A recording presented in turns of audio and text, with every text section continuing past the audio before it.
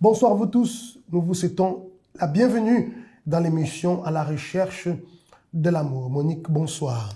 Bonsoir, bonsoir à vous tous. C'est encore une opportunité de pouvoir vous apporter une aide qui certainement va pouvoir vous soutenir, vous donner une instruction pour vous qui investissez dans votre vie sentimentale, que vous soyez une personne célibataire pour l'instant ou une personne qui est déjà en couple.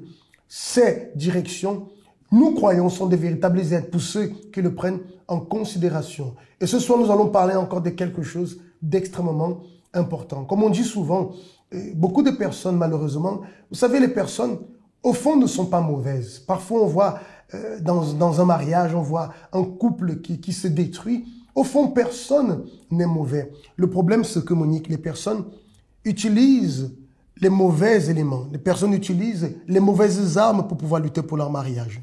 Oui, c'est vrai.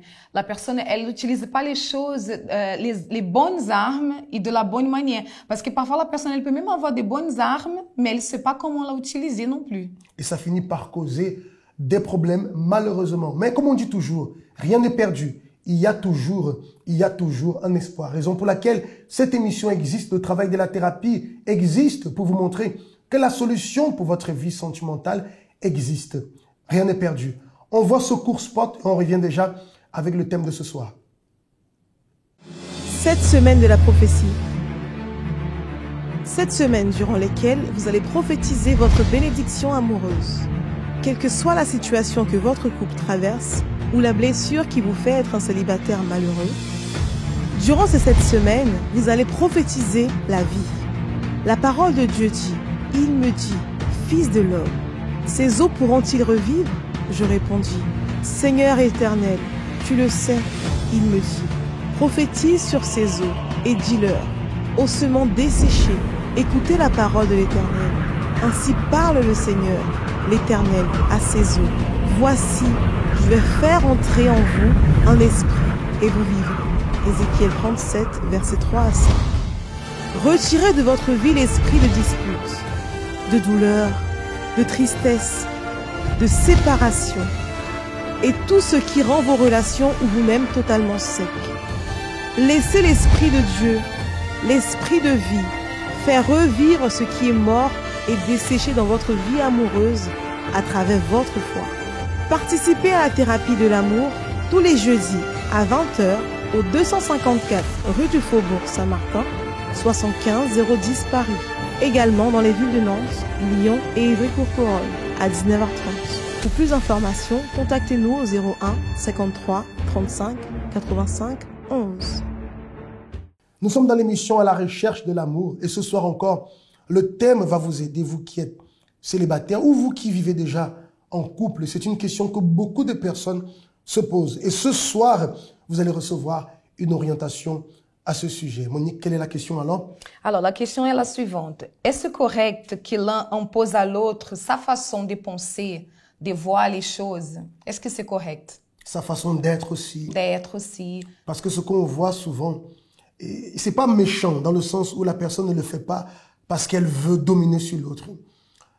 Chaque personne, par exemple, dans un couple, chaque personne a eu son chemin. Et donc forcément, c'est forgé à une façon de penser, à une façon de voir les choses, les influences de la famille, et les expériences que la personne a eues, elle porte avec elle un bagage, donc qui influence sa façon, qui ont une influence sur sa façon de voir les choses, sur sa façon d'être, sur son comportement. Et le mari et l'épouse, la même chose. Les deux viennent de milieux totalement différents. Les deux ont eu des expériences différentes. Donc, forcément, chacun vient avec une vision. Et le problème, c'est lorsque les deux maintenant se réunissent et que chacun veut imposer à l'autre sa façon. Et ça, c'est quelque chose qui n'est pas correct, bien évidemment. On répond déjà directement. C'est pas correct. Pourquoi? Parce qu'on ne peut pas imposer. On ne peut pas imposer à l'un, ni l'autre imposer le mari imposer à l'épouse ou l'épouse imposer au mari. Pourquoi? Ça ne va pas fonctionner. Tout ce qui est une imposition ne fonctionne pas. ça peut fonctionner un temps, 2 temps, mais ça va finir, ça va cesser. À un moment donné, la personne elle sera fatiguée de cette imposition. Et même si elle fait les choses pour pouvoir peut-être être agréable à l'autre, un moment à l'autre, elle va laisser tomber cela parce que personne, j'ai jamais vu une personne qui est heureuse en faisant quelque chose de manière imposée. Mais on peut agir d'une autre manière. On peut donner des suggestions parce que peut-être ton avis, notre avis, il est correct. Mais cela, ça reste toujours une suggestion. Et quand on donne une suggestion, la parole, elle dit déjà, c'est suggestion. Ça ne veut pas dire que ma suggestion, elle sera acceptée. Et la suggestion qui est bonne, même si l'autre, par exemple, il y a des personnes, on va prendre l'exemple, prenons par exemple un cas où on trouve beaucoup dans les couples, qui est la gestion financière, qui parfois apporte beaucoup de tension. Il y a un, par exemple, qui, dans son parcours, a acquis vraiment une bonne façon de gérer les choses financièrement. Et l'autre, où sa gestion financière laisse un peu à désirer. Donc forcément, on sait déjà qu'il y a un qui va vouloir imposer à l'autre.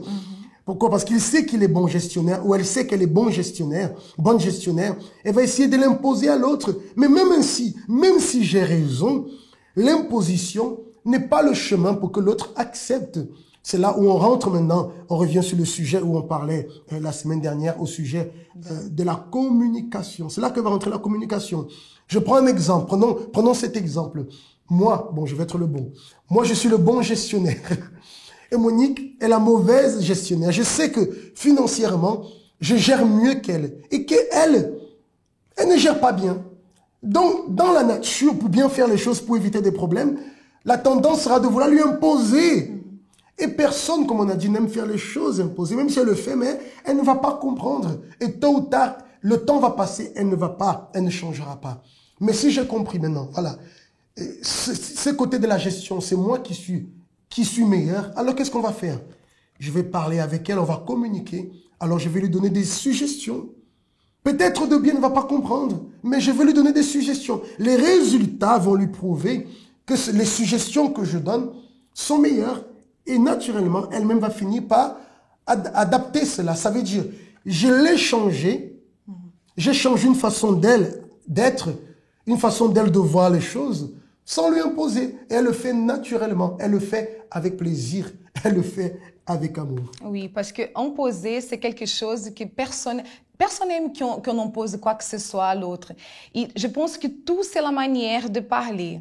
Parce que parfois, la personne, elle peut donner une suggestion, elle peut être bonne, mais dans sa manière de parler... Une suggestion, imposition. Voilà, c'est ça. Oh, il faut faire ça, il faut faire comme ci, il faut faire comme ça. Ma manière, c'est la meilleure de voir de gérer la chose.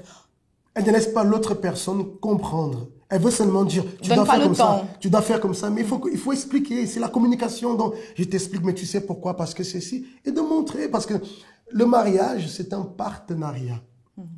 Partenariat, il faut qu'il y ait quoi? Dans un partenariat, il y a l'échange, on fait comprendre. Et les deux sont bénéficiaires. Et lorsqu'on parle ici que les deux sont bénéficiaires, vont jouir de ces bénéfices, c'est le mariage.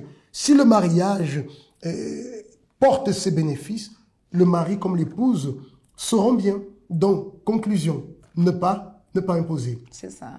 On ne peut pas choisir tout le temps de rester de notre côté. Il faut vraiment savoir, voir quel est le but. Et le but, là, c'est le mariage. C'est pour que les choses, elles puissent avancer. Et une chose aussi importante, c'est de parler aussi, c'est que personne ne change à cause de l'autre. Si moi, je change, par exemple, si toi, tu me donnes ta suggestion et moi, je commence à changer, c'est parce que moi, je vais choisir de changer. C'est pas à cause de l'autre. Parce qu'il y en a beaucoup qui parlent ça aussi. Ah, je vais changer l'autre. Ça n'existe pas. Ça n'existe pas. Bien sûr, on sait qu'il y a des choses chez l'autre personne qui doivent changer. Parce qu'on voit que ce sont des choses qui, à long terme, ou même à court terme, peuvent devenir un poison pour le mariage. Alors, oui, il faut que ça change, mais on répète encore, ce n'est pas en imposant les choses. Il faut faire comprendre les choses, on explique, et etc. C'est comme ça que les choses vont avancer. Et cette façon, c'est la façon qui prend le plus de temps. Ça prend du temps. Parce que imposer, c'est parce que la personne, en fait, elle veut les choses tout de suite, rapidement.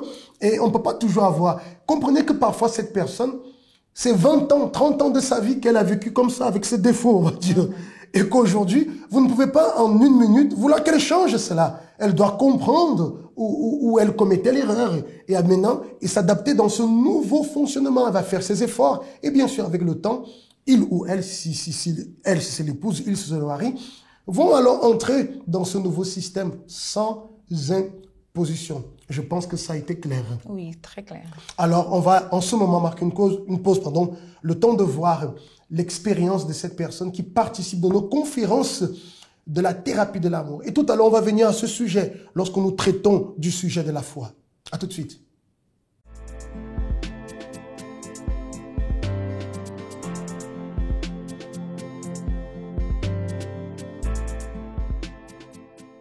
Avant, j'étais une personne frustrée, malheureuse, due à une séparation amoureuse.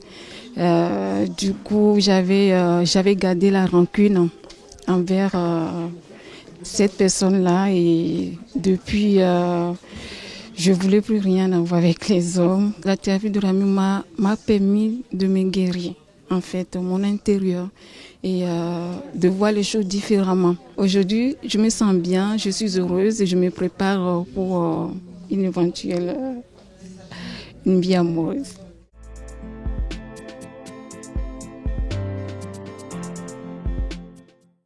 Voilà, chers amis, nous arrivons déjà au terme de cette émission avec, bien sûr, dans notre cœur, cette espérance que cela va vraiment vous aider. Vous savez que vous pouvez retrouver l'ensemble de nos émissions sur le compte YouTube du Centre d'accueil universel ou sur la page Facebook de la thérapie de l'amour pour découvrir les autres sujets et même l'émission de ce soir qui sera déjà postée, partagée.